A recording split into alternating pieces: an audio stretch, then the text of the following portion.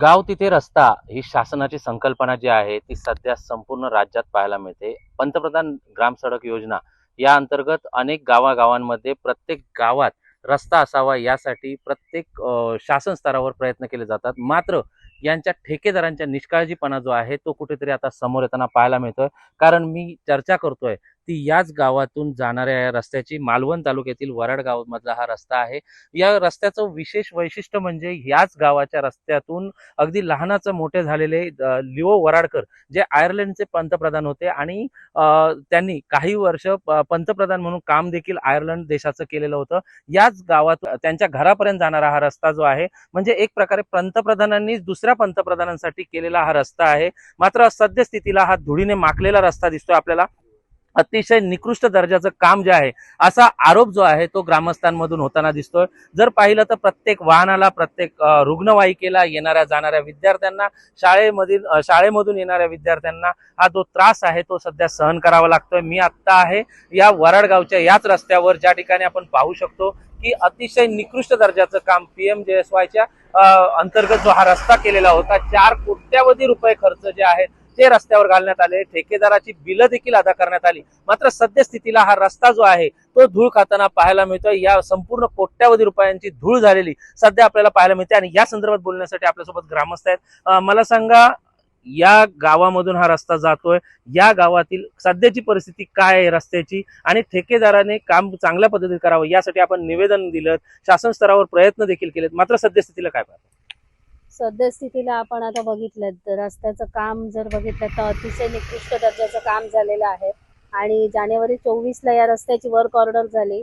जानेवारी 25ला मुदत संपून गेलेली आहे. तरी सुद्धा सध्याची स्थिती जर पाहिलात आपण तर अतिशय निकृष्ट दर्जाचं काम म्हणजे रस्त्याची साईड पट्टीचं सुद्धा अजून काम केलेलं नाही. त्यानंतर मोऱ्या घातलेल्या आहेत त्या खाली बसलेल्या आहेत. ज्या वॉल केलेल्या आहेत त्या वॉलचंही बांधकाम अतिशय निकृष्ट दर्जाचं, म्हणजे जे हाताने किंवा पायानेही पाडता येईल.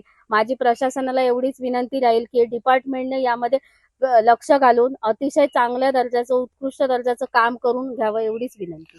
मला सांगा, ठेकेदाराचं बिल आहे ते काही प्रमाणात अदा देखील केलेलं आहे. मात्र या ठिकाणी टेस्टिंग जे असतं ते देखील झालं. मात्र प्रशासन कुठेतरी डोळेझाकपणा करतोय आणि ठेकेदाराला वाचवण्याचं काम करतोय, आपल्याला वाटतं? नक्कीच प्रशासन ठेकेदाराला वाचवण्याचं काम करतंय असं आपल्याला समोरच दिसतंय. कारण आम्हाला सर्वसामान्य नागरिकांना जर ते समजतंय पण प्रशासनाला का समजत नाही हा मला प्रश्न आहे. कारण या रस्त्याचं जर काम बघितलं तर मॅडम बोलल्या तशा साईडपट्टी नाहीच आहे.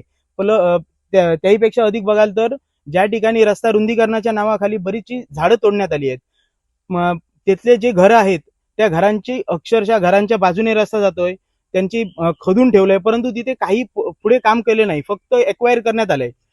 आणि त्यामुळे धुळीचा सामना जाणाऱ्या येणाऱ्या नागरिकांसहित तिथल्या जे रस्त्याच्या कडेला ज्यांची घरं आहेत त्यांना देखील खूप मोठ्या प्रमाणात सामना करावा लागतो. तर हे त्यामुळे धुळीमुळे खूप त्रास देखील श्वसनाचे वगैरे बऱ्याच जणांना होत आहेत.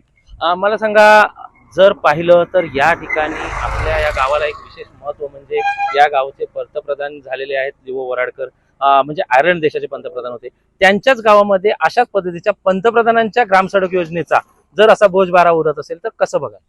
खरंच दुःखदायक गोष्ट आहे. आणि कसं आहे, आपण बाहेर पण आम्ही फिरतो, एकदम दुर्गम भागात पण चांगल्या प्रकारचे प्रधानमंत्री ग्रामसडक योजनेमध्ये रस्ते झालेले आहेत. तर आमची अपेक्षा तीच होती की आमच्या गावात पण असा चांगल्या प्रकारे रस्ता क्वालिटीचा व्हावा. पण अशा परिस्थितीमध्ये बघायला तुम्ही गेला तर पूर्ण आपण रस्ता बघतो 5 किलोमीटरमध्ये, कुठेही तुम्हाला असं क्वालिटीचं बांधकाम किंवा कुठेही क्वालिटीचं खडीकरण किंवा डांबरीकरण काही दिसत नाही. जेवढ्या प्रमाणात चांगल्या प्रकारे व्हायला पाहिजे होता रस्ता तेवढं क्वालिटी दिसत नाही. आणि याचा आम्हाला पुढे जाऊन भरपूर त्रास होणार आहे. आणि याचा वेळीच लक्ष दिला आहे त्या कंडिशनमध्ये याच्यामध्ये कुठेतरी सुधारणा करून प्रशासनाने याच्यामध्ये लक्ष द्यावं आणि चांगल्या क्वालिटीचा आम्हाला रस्ता करून द्यावा. ही मुदतवाढ झाली आहे, मुदत संपली आहे, त्याला देखील परत ठेकेदाराला मुदतवाढ दिली आहे, त्याच्यात ऍक्सेस जो आहे तो देखील वाढवण्यात आलाय, परत रक्कम जी अदा केलेली आहे, याबद्दल आपण शासन स्तरावर दाद मागितली का? याबद्दल ग्रामपंचायत स्तरावरून पण उपोषण आंदोलन पण झालेले आहे. त्याच्यानंतर ग्रामस्थ पण त्यांच्यासोबत गेलेले, तिथे धरणे आंदोलन करण्यात आले 1 दिवसाचं लाक्षणिक.